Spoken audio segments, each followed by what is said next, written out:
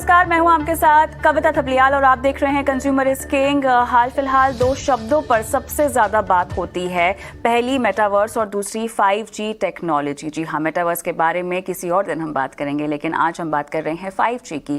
देश को 5G का बड़े अरसे से इंतजार था और 5G स्पेक्ट्रम की नीलामी का पहला चरण पूरा होने के साथ ये इंतजार खत्म होने को है। सरकार का कहना है कि 10 अगस्त तक स्पेक्ट्रम का डिस्ट्रीब्यूशन कर दिया जाएगा और अक्टूबर महीने से देश में 5G लॉन्च हो जाएगा। उधर 5G स्पेक्ट्रम में सबसे बड़ी बोली लगाने वाली रिलायंस जियो ने संकेत दिया है कि 15 अगस्त के मौके पर वो देश को 5G सर्विस की सौगात दे सकते हैं।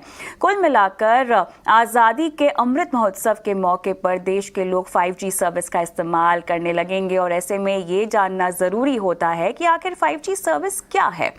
5G लॉन्च होने के बाद हमारी ज़िंदगी में किस तरह के बदलाव आएंगे, दुनिया भर में 5G की रेस में भारत की जगह कहां है, क्या 5G तक आम आदमी की पहुंच हो पाएगी, 5G के बाद डेटा के रेट्स पर आखिर किस तरह का असर पड़ेगा, 5G सर्विस के लिए आम आदमी को कितनी जेब ढीली करनी पड़ेगी, इन सभी सवालों के जवाब लेंगे हम हमारे पैनलिस्टों से। हमारे साथ खास मेहमान भी जुड़ गए हैं। बिजब्रोली के CEO Arun Mishra, profit mart securities के हेड रिसर्च अविनाश गोरक्षकर और टेलीकॉम लीडर EY प्रशांत सिंघल। आप सभी का स्वागत है हमारे इस खास पेशकश में। तो अरुण जी, आपके पास आऊंगी सबसे पहले, क्योंकि ये टेक्नोलॉजी एक कंज्यूमर के लिए, ग्राहक के लिए किस तरह से एक नयापन लेके आएगी in terms of consumer experience और तमाम तरह की सर्विसेज, क्योंकि देखिए काफ़ी तरह तक आइडियल माना जाता है 5G टेक्नोलॉजी को। मेरा ऑनलाइन एक्सपीरियंस किस तरह से बदलेगा तमाम पैरामीटर्स पर, भले ही हम कोई स्ट्रीमिंग वीडियो देख रहे हो या हम सर्फिंग कर रहे हो, किस तरह से दुनिया बदलेगी, हमारा एक्सपीरियंस बदलेगा, ये बताएं। Sure thanks for having me. और जो 5G आपने जैसे कहा कि अडानी एंड रिलायंस जियो ने सबसे बड़ी बोली लगाई है और हमें पता है कि रिलायंस का नेटवर्क कितना बड़ा हो चुका है मोबाइल के केस में। सो 5G टेक्नोलॉजी हमें बहुत ज्यादा इम्पैक्ट करने वाला है डे टू यूजर को। देयर आर दो टाइप के यूजर्स हैं हमारे पास, एक तो कंज्यूमर्स हैं जो नॉर्मल इन कंज्यूमर्स हैं, एंड दूसरा जो बिजनेस है, स्मॉल एंड मीडियम बिजनेस है हमारे पास, जो इंटरप्राइज बिजनेस है। तो बिजनेसेस में भी दो टाइप हैं, स्टार्टअप्स एंड लार्ज बिजनेसेस। अब अगर आप हम इन दोनों में इनका डिफरेंस और इम्पैक्ट देखें तो सबसे पहले फॉर नॉर्मल यूजर्स स्पीड बहुत ज्यादा मिलने वाली है। 4G से अगर हम कंपेयर करें 5G में तो 100 टाइम्स स्पीड ज्यादा आने वाली है। अब इस स्पीड से क्या फर्क पड़ने वाला है? स्पीड से हमारे रूरल एरिया में भी आपने देखा लॉकडाउन के समय में कितना वर्क फ्रॉम होम या कितने लोग वापस गांवों में गए हैं। अब अगर हम 5G वहां तक पहुंच पाती है तो ये 100 टाइम्स स्पीड हमें गाँव में मिलेगा। तो हम एक एक्चुअली जब हम टेक्नोलॉजी सुपर पावर की बात करते हैं, हम एक्चुअली गाँव से टेक्नोलॉजी प्रोवाइड कर सकेंगे पूरे वर्ल्ड को। जो हमारे नॉर्मल यूजर्स हैं वो बहुत तीन तरह की चीजें, जैसे OTT आपने देखा पिछले कुछ दिनों में OTT कितना बढ़ा है, वो अब गांवों तक जा सकेगा और उसका स्पीड, उसकी स्ट्रीमिंग सर्विसेज, डेटा क्वालिटी बहुत अच्छी बढ़ेगी। मेटावर्स, अभी आपने एक लाइन बोला था मेटावर्स के बारे में बाद में बात करेंगे। मेटावर्स में जिसमें बहुत ज्यादा डेटा कंज्यूम होता है और हमेशा एक लैग आता रहता है जब आप मेटावर्स एप्लीकेशंस में खेलते हैं, वो बहुत आम आदमी को गांवों तक मिल सकेगा। एंड IoT की बात करते हैं, अब हम देखते हैं हम फोन से बल्ब ऑन ऑफ करते हैं, फोन से अपने फ्रिज और अपने बाकी डिवाइसेस को कंट्रोल करते हैं। जो IoT डिवाइसेस होते हैं उसमें पावर कंजम्पशन बहुत ज्यादा होता है, तो वो बहुत ज्यादा डेटा सेव नहीं कर पाते थे। अब because of 5G IoT devices में बैटरी की लाइफ बहुत ज्यादा बढ़ने वाली है, क्योंकि पावर कंजम्पशन बहुत ज्यादा कम होने वाला है बिकॉज ऑफ 5G। तो अगर पावर कंजम्पशन कम होगा तो बैटरी की लाइफ 10-10 साल तक आएगी। 10-10 साल वाली बैटरीज IoT डिवाइसेस में आएंगी। इसका मतलब है कि ज्यादा डेटा आएगा बिजनेसेस के पास, ज्यादा इंटेलिजेंट सर्विसेज मिलेंगी, और अगर जब वो ज्यादा इंटेलिजेंट सर्विसेज मिलेगी तो लोगों को इंटेलिजेंट डिवाइसेस मिलेंगे। सो चाहे वो OTT हो, चाहे वो मेटावर्स हो, चाहे वो IoT हो, और बच्चों के लिए गेम्स में जो गेम्स के ग्राफिक्स होते हैं, गेम्स में जो ओवरऑल हम एक दूसरे वर्चुअल वर्ल्ड में जाते हैं, वो सारी चीजें बहुत ही ज्यादा रियलिस्टिक होने वाली है। एक और चीज, जब हम वर्क फ्रॉम होम आजकल कर रहे हैं, हमारी टीम दुनिया भर में फैली होती है और हम उनसे इंटरेक्ट करते हैं वीडियो कॉल के थ्रू। जब 5G आएगा तो एक्चुअली हम ऐसी टेक्नोलॉजी ला सकेंगे जहां पे वो टीम मेंबर चाहे अपने घर में क्यों ना बैठे हों, बट ये लगेगा कि वो आपके साथ आपके कॉन्फ्रेंस रूम में बैठ के मीटिंग कर रहे हैं, आपके फ्लोर पे आपके साथ काम कर रहे हैं, बिकॉज ऑफ डेटा जो हम इतना स्पीड जो बढ़ने वाली है। मेटावर्स की बात करें या एक वर्चुअल वर्ल्ड की बात करें, तो टेक्नोलॉजी के हर एस्पेक्ट में, चाहे वो इंटरटेनमेंट हो, ओटीटी, चाहे वो गेम्स हो, चाहे वो स्मार्ट टेक्नोलॉजी हो जहां हम डिवाइसेस की बात करते हैं, चाहे वो डे टू डे लाइफ में जो हम डेटा यूज करते हैं, इन सारे चीजों में 5G बहुत ज्यादा इंपैक्ट करने वाला है, क्योंकि डेटा की स्पीड बढ़ने वाली है, डेटा की सिक्योरिटी बढ़ने वाली है, पावर कंजम्पशन कम होने वाला है, एंड गांवों तक इसका इम्पैक्ट होने से हमारे जो रूरल एरियाज हैं वहां से टेक्नोलॉजी प्रोवाइड करना पूरे वर्ल्ड को, बिकॉज हम एक मैन पावर सुपर पावर है, हमें कहना चाहिए, अगर हम ह्यूमन रिसोर्सेज की बात करें तो वी आर सुपर पावर्स। अब वो एक्चुअली वो ह्यूमन रिसोर्सेज गांवों से टेक्नोलॉजी पर काम कर सकेंगे, टेक्नोलॉजी प्रोवाइड कर सकेंगे, और स्टार्टअप्स की तो बाढ़ आने वाली है। चलिए, काफी बेहतरीन तरीके से आपने विस्तार से हमको समझाया। अरुण जी, मुझे ये समझाइए, बहुत कुछ ये भी कहा जा रहा है कि लोगों को अब अपने जो हैंडसेट्स हैं फ़ोन के वो बदलने होंगे, क्योंकि हर फ़ोन इस टेक्नोलॉजी के साथ कंपैटिबल नहीं होगा। अब अगर इसे रोल आउट किया जाएगा और जैसा कि अविनाश जी ने समझाया एक प्रीमियम प्राइस पर रोल आउट किया जाएगा, क्या मेरा खर्चा और बढ़ेगा? एक नया मोबाइल फ़ोन भी मुझे खरीदना पड़ेगा? देखिए, कोई जरूरी नहीं है। जब हमारे पास 4G आया था तब भी ये प्रॉब्लम हुई थी कि बहुत सारे पुराने हैंडसेट जो हैं, जो फोन थे, वो 3G केवल सपोर्ट कर रहे थे और 4G सपोर्ट नहीं था। तो हमने धीरे धीरे ग्रेजुअली सबने वो 4G पे माइग्रेट किया। सिमिलरली बहुत सारे फोन, बहुत सारे नेटवर्क पहले से, टेलीकॉम प्रोवाइडर पहले से 5G इनेबल फोन मार्केट में ला चुके हैं और लोग खरीद रहे हैं। और जो मिनिमम प्राइस 5G के फोन्स की है वो 10,000 से शुरू होती है। जो average use of mobile phone है इंडिया में वो बहुत कम है और लोग बहुत जल्दी अपने फोन्स बदलते हैं। सो जस्ट फॉर 5G के लिए, यूज के लिए फोन बदलना, ये आप शुरू में बहुत ज्यादा नहीं होगा। जो प्रीमियम कस्टमर्स हैं, जो अभी बात कर रहे थे शांत जी, और वो प्रीमियम कस्टमर्स हैं, वो शुरुआत में फोन बदलेंगे अगर उनके पास 5G इनेबल फोन नहीं होगा। बट इन जनरल जिस हिसाब से नए फोन्स मार्केट में आ रहे हैं, और जैसे अब इंडिया में 5G आना ऑलमोस्ट सर्टेन हो गया है, उस हिसाब से जो मार्केट में नए फोन्स आएंगे वो ऑलरेडी 5G होगी। और जो पुराने फोन्स हैं, और हमें ये भी समझने की जरूरत है कि 5G की जो स्पीड है वो कब हमारे पास ऐसी आएगी। हमने बहुत सारी एक्सपेक्टेशंस रखी हुई हैं 5G से अभी, बट हमें ये समझने की जरूरत है कि ये पहले दिन से ऐसा नहीं होने वाला है। जिस तरह से 4G की स्पीड जितनी होने वाली थी, वो आते आते अभी भी हमारे पास, अभी हमने 4G को कंप्लीटली यूटिलाइज नहीं किया है। सिमिलरली 5G के केस में भी जब तक हमारे पास वो नेटवर्क आएगा, जब तक वो स्पीड आएगी, तब तक हम में से बहुत सारे लोग अपना फोन वैसे ही बदल चुके होंगे। हाँ। तो फोन बदलना पड़ेगा बहुत। तो मुझे अंकुर जी यही समझना है, क्योंकि अभी तक हम इंफ्रा वाले एस्पेक्ट पे किसी ने फोकस नहीं किया है। सब जो खबरें में भी है कि क्या बड़ी क्रांति आने वाली है, इस पर तो हर कोई फोकस कर रहा है। इस क्रांति के लिए हम कितने तैयार है? क्योंकि हम यहाँ पे सिर्फ बड़े शहरों की बात नहीं कर रहे हैं ना, हम तो पूरा ओवरऑल इंडिया इसको पैन आउट, रोल आउट की बात कर रहे हैं। क्या हमारे गाँव, कस्बे, टियर 2, टियर 3 टाउन्स क्या तैयार है इसके लिए? नहीं है। मैं आपको यही कहना चाह रहा था, जैसे उन्होंने मेंशन किया था हाईवे पे 5G की जरूरत, या गांव में जब 5G की जरूरत होगी। 5G के अपनी की लिमिटेशंस भी हैं। तो 5G की लिमिटेशंस जैसे ये है कि उसका टावर से दूरी, जो प्रॉक्सिमिटी है वो कितनी है, ये एक बहुत मायने रखता है। तो उसके लिए उसमें स्मॉल सेल्स की जरूरत होती है, number of towers, number of cells उसमें ज्यादा लगाने की जरूरत होगी, और गांवों तक 5G जाते जाते काफी टाइम लगने वाला है। जैसा मैंने कहा, अभी तक हमने 4G को कंप्लीटली एक्सप्लॉइट नहीं किया है। अभी तक 4G की सारी सर्विसेज हम नहीं यूज कर पाते हैं। सारा स्पीड जितना प्रॉमिस था अभी तक नहीं आ रहा है। तो 5G के केस में भी इंफ्रास्ट्रक्चर तैयार होने में टाइम लगेगा।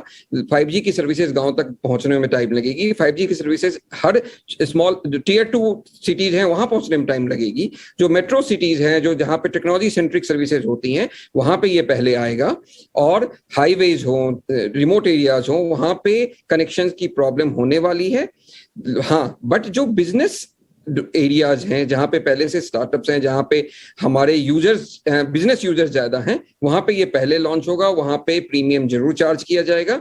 बट गांवों तक जब तक ये पहुंचता है, जब तक ये मास तक होता है, तब तक लोगों के फोन वैसे भी बदलेंगे, लोग नॉर्मली भी फोन बदलते हैं। और अगर किसी को फोन बदलना भी होगा तो बेसिक 5G का फोन 10,000 रुपए से शुरू हो रहा है मार्केट में। तो बहुत ज्यादा कॉस्ट डिफरेंस नहीं आने वाला है लोगों पे। जैसे 4G के लिए सबको ये शुरू में लगता था कि हमें अपना सेट बदलना पड़ेगा, बट ये एक बहुत बड़ा ब्लॉकर नहीं आया, लोगों ने ग्रेजुअली इस फोन को बदल दिया। तो अविनाश जी, अब इसमें क्योंकि बात से यही समझ में आ रहा है कि ज्यादा कीमत का बोझ तो नहीं पड़ेगा ग्राहकों की जेब पर, लेकिन कंपनियों के प्रॉफिट कितने ज्यादा पड़ेंगे, कैसे देखते हैं आप? तमाम जो भी कॉस्ट पे स्पेक्ट्रम बैंड्स खरीदे हुए हैं अविनाश जी, प्रॉफिट एनालिसिस क्या कहती है आपकी तमाम कंपनियों को लेकर? नहीं, जैसे मैंने पहले कहा कविता की, टेलीकॉम सेक्टर तो वैसे भी काफी कंसोलिडेट हो चुका है। और अभी जो दो प्लेयर्स है जैसे कि रिलायंस जियो और भारती, ये दो प्लेयर्स है जो कॉम्पिटिटिवली बहुत वेल पोजीशनड है। इनफैक्ट भारतीय एयरटेल के चेयरमैन मित्तल साहब ने तो ऑलरेडी कहा है कि प्राइसिंग पावर अच्छी होने से वो आरपूस को और ज़्यादा देखना चाहते हैं। इनके जो कमेंट्री आई है इनके तरफ से, उन्होंने कहा है कि मिनिमम 250-300 रुपीज़ का आरपू वो देख रहे हैं। तो डेफिनेटली जैसे दूसरे पैनल गेस्ट ने कहा कि 4G में भी डेफिनेटली प्राइस हाइक्स आने की संभावना है। 5G definitely slow and study penetration करेगा, लेकिन ऑब्वियसली आने वाले दिनों में मुझे लग रहा है कि रिलायंस जियो, भारतीय एयरटेल, ये दोनों कंपनीज है जहां पे हम देख रहे हैं कि प्राइसिंग पावर आने के बाद कस्टमर्स को भी आदत हो गई है। और ये जो प्राइस इंक्रीजेज आ गए, ये अभी पूरी तरह से कस्टमर्स पचा लेंगे और डेफिनेटली मार्जिन और प्रॉफिटेबिलिटी आने वाले कई क्वार्टर्स और सालों के लिए अच्छी रहेगी। सबसे बड़ी बात, कंपटीशन कम हो चुका है और यहाँ पे जो प्राइसिंग पावर है सिर्फ दो प्लेयर्स के पास में। वोडाफोन की बात करें तो मुझे नहीं लग रहा कि वोडाफोन में कोई बड़ी इंक्रीमेंटल अपसाइड आएगी, क्योंकि इनके लिए सबसे बड़ी दिक्कत है कि अभी भी बैलेंस शीट काफी लिवरेज्ड है, अभी भी ये लॉस मेकिंग है। और लॉस मेकिंग कंपनी ज्यादातर 5G के मार्केट में ज्यादा दिन के लिए सर्वाइव करेगी ऐसा लग नहीं रहा है। तो सबसे ज्यादा बेनिफिशियरी ऑब्वियसली रिलायंस और भारती रहेगा। तो इनके ऊपर इन्वेस्टर्स को फोकस करना चाहिए, क्योंकि इनका जो रिफ्लेक्शन होगा 5G का, वो मेरे ख्याल से एंड ऑफ द ईयर से रिफ्लेक्ट होगा। इमीडिएटली तो नहीं आएगा, बट डेफिनेटली इन्होंने काफी इन्वेस्टमेंट्स भी किए हैं और ये इन्वेस्टमेंट्स उनको ऑब्वियसली FY24 में देखने को मिलेंगे पूरी तरह से। बिल्कुल। 700 मेगाहर्ट्ज का प्रशांत जी, मुझे आपसे एक बार बात करनी है, क्योंकि देखिए ये बहुत ज़्यादा डिमांड में था। कहा जा रहा था, इंडस्ट्री की तरफ से डिमांड थी कि इसको 90% इसके जो प्राइसेस हैं उसको स्लैश किया जाए, लेकिन सरकार ने बेस प्राइस से लगभग 40% की कमी यहाँ पर इसकी प्राइसिंग में की है। ग्लोबली भी हमने देखा है कि इस वाले बैंड में अधिकतर टेलीकॉम कंपनियाँ इंटरेस्टेड होती है। क्या खासियत है इस बैंड की और क्यों इतना ये डिमांड में है? ये एक सब गीगाहर्ट्ज बैंड है, तो जितने भी सब गीगाहर्ट्ज बैंड होते हैं उसमें स्पेक्ट्रम एफिशिएंसी बेटर रहती है। और उसका ये मतलब होता है कि आपको कम केपेक्स में ज़्यादा कवरेज मिल जाती है और एफिशिएंसी मिल जाती है। और दूसरा होता है कि कंज्यूमर का एक्सपीरियंस भी थोड़ा सा बेटर रहता है इन बैंड्स में। जैसे कि आज के दिन हम 900 का जो नेटवर्क है और 1800 बैंड में जो नेटवर्क है, दोनों में आज भी थोड़ा फर्क रहेगा कैपेसिटी कवरेज के हिसाब से। 700 भी उसी तरह है। ऑब्वियसली ये थोड़ा बैंड महंगा है, बट हायर बैंड में जाएंगे तो आपका केपेक्स बढ़ता जाएगा और आपकी थोड़ी सी इम्पैक्ट आपके कैपेसिटी और कवरेज क्वालिटी में आता है। ज़्यादातर कवरेज क्वालिटी में आता है, कैपेसिटी के लिए तो आप एडिशनल साइट्स लगाते रहेंगे। और 700 में आपकी कवरेज अच्छी रहती है क्योंकि ये सब गीगाहर्ट्ज बैंड है और आपका केपेक्स भी कम रहता है। इसलिए ये बैंड को काफ़ी एफिशिएंट कहा जाता है। और जैसा मैंने पहले कहा कि 700 बैंड की वजह से आपकी जो इन बिल्डिंग जो दीवारें होती हैं, ये स्पेक्ट्रम वेव्स उसको क्रॉस कर सकती हैं। तो जो आपके दफ्तरों में, घरों में आपको अच्छी कवरेज मिल सकती है। आपको बूस्टर या राउटर की ज़्यादातर जरूरत नहीं पड़े, इसलिए ये बैंड भी बेहतर रहता है। तो ऑनेस्टली मैं आपको बताऊं, अब जैसे कि हम मुंबई की बात करें, ऐसी बहुत सारी जगह हैं जहां पर आपको आपका डेटा ठीक से काम करता हुआ नहीं दिखाई देता है, आपकी कॉल्स नहीं लगती हैं, इस तरह की पैचीनेस जो है हमें पूरे नेटवर्क में और डेटा में दिखाई देती है। ये काम तो हम 4G में भी नहीं कर पाए, तो 5G में भी किस तरह से, मैं बॉम्बे की बात कर रही हूँ, मुंबई की बात कर रही हूँ, 5G में कैसे हम इसको तब्दील होता हुआ देखेंगे? स्मूथ ऑपरेशन और स्मूथ यूसेज की हम बात कर रहे हैं। जैसा कि आपने कहा कि बाकायदा यहाँ पर इंफ्रास्ट्रक्चर की कमी है, बहुत सारी चीज़ें हैं जो रोल आउट होने से पहले हमें ध्यान में देनी होगी, लेकिन बात वही आती है ना, ये सब बातें तो 4G के लिए भी कही गई थी, लेकिन देखिए जस की तस है तस्वीर तो बहुत सारे एरियाज में। अरुण? आप सही कह रही हैं, ये बात मैंने पहले भी हाईलाइट की है कि हमने 4G को भी अभी तक यूज नहीं किया है, तो 5G के आने से सब कुछ नहीं बदलने वाला है। हमें ये समझना पड़ेगा कि 5G को आते आते कंज्यूमर पे जो एक्चुअल इम्पैक्ट है वो आते आते होगा, और उसके लिए हमें अपने कैरियर्स को, हमें जो टेलीकॉम प्रोवाइडर्स हैं उनको अपने इंफ्रास्ट्रक्चर पे काम करने की जरूरत है। जो डेंस पॉपुलेशन वाला एरिया है वहां पे 4G और 5G में एक डिफरेंस हमें समझना होगा। 5G में 4G से हम 100 टाइम्स ज्यादा डिवाइसेस कनेक्ट कर सकते हैं एक एरिया में, तो एक पर्टिकुलर सेक्शन में। तो यहाँ पे 5G जरूर हेल्प करने वाला है इन प्रॉब्लम्स में, बट उसके लिए जो टेलीकॉम कैरियर्स हैं उनको अपना नेटवर्क सुधारने की जरूरत है। उनको बेटर कनेक्टिविटी जो इन एरियाज में जहाँ पे हाईली पॉपुलेटेड एरियाज हैं वहां पे उनको स्मॉल सेल्स लगाने की, जो मैंने पहले भी बात की थी, स्मॉल सेल्स लगाने की जरूरत है। जो नंबर ऑफ टावर्स हमने 4G के केसेस में देखे थे, आपको याद होगा जब टावर्स कम हुए थे तो बहुत ज्यादा इंपैक्ट हुआ था ओवरऑल कनेक्टिविटी पे, डेटा कनेक्टिविटी पे एंड टेलीफोन कनेक्टिविटी पे। ये चीजें 5G के केस में भी हो सकती हैं अगर स्मॉल सेल्स नहीं लगाएंगी ये कंपनियां, तो उसके लिए इनको काफी इन्वेस्ट करने की जरूरत है। और जो हम बात कर रहे थे कि इनकी प्रॉफिटेबिलिटी पे कैसे इंपैक्ट होगा, उन सबसे पहले अगर ये उन एरियाज में अपने नेटवर्क को ठीक करते हैं और बिजनेस एरियाज पे फोकस करते हैं, तो स्टार्टअप्स इन एरिया तक पहुंचने के लिए 5G कनेक्टिविटी यूज करेगा, 5G रिलेटेड फीचर्स यूज करेगा। और 5G, और उसके लिए सबसे पहले हमें ये प्रॉब्लम्स दूर करने की जरूरत है। और इसमें ना केवल टेलीकॉम कैरियर्स पर जो नेटवर्क हैं, जो फोन सेट्स होते हैं, उनकी उस पे भी काम करने की जरूरत है, क्योंकि बहुत सारे फोन सेट्स में अगर 5G सर्विसेज नहीं इनेबल है, जैसे शुरुआत में 4G सर्विसेज नहीं होती थी, अगर उनका नेटवर्क कैच करने की कैपेसिटी अच्छी नहीं होगी तो ये प्रॉब्लम्स जस की तस रहेंगी। तो केवल 5G आने से कुछ नहीं बदलने वाला है, ग्रास लेवल पे बहुत कुछ चेंज करने की जरूरत है नेटवर्क कैरियर्स को। बट एज ये प्रोवाइडर्स जो हैं, जो जिन्होंने बिडिंग की है, वो काफी बड़े प्लेयर्स हैं और उनको पता है कि इन्हीं एरियाज से उनके कंज्यूमर्स आने वाले हैं, चाहे वो बच्चे हो चाहे यूजर्स हो। तो वो अगर वो ठीक करते हैं इन एरियाज को तो इसके लिए समय लगेगा। लेकिन तो 5G का सपना तो सुहाना है, लेकिन दिल्ली अभी भी दूर है। बहुत बहुत धन्यवाद आप सभी का इस खास पेशकश में शामिल होने के लिए, और कंज्यूमर इज किंग के आज के एपिसोड में मुझे भी इजाजत दें। नमस्कार।